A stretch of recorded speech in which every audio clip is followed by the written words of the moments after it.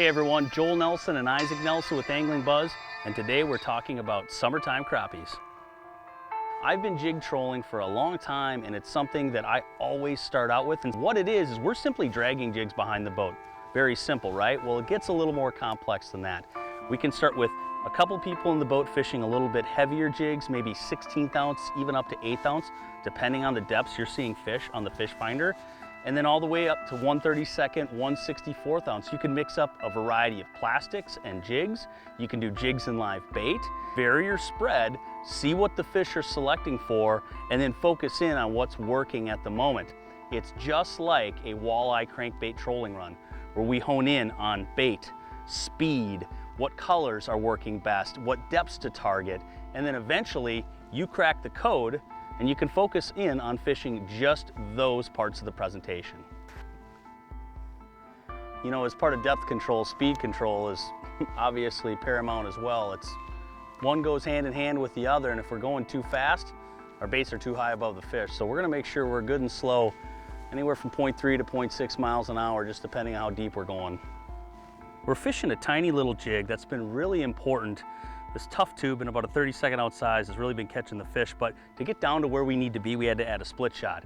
Now that changes my philosophy on which rods I'm gonna be using. And I wanna be able to use a rod that's actually a size up from what most people would think. This is a medium light Legend Extreme. And what that's allowing me to do, it's a walleye rod. It's paired with this Daiwa Tatula. It's a medium spinning reel. I've got 10-pound braid on here and about 10-pound fluoro.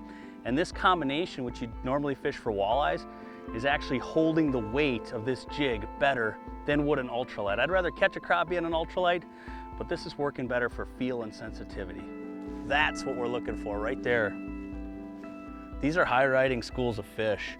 Most likely both crappies kind of filling in the whole part of the water column there. So the trick is to make sure our jigs, at least one person's, is up and above that group. And then we'll have another guy running a little bit deeper and see what we can do with both sets of fish. I think I'm gonna just try and drop back and spot lock on these guys because it's a good looking pod. With the wind pushing us over these fish, our jigs were probably riding too high. We were marking them and not catching them.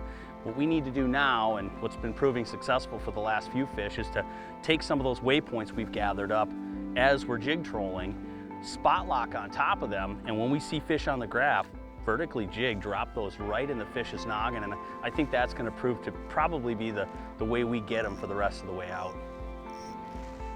Oh yes, it's a very nice one. All right, here I come, bud. Oh yeah, bring him up to me. It's a nice fish. Nice work.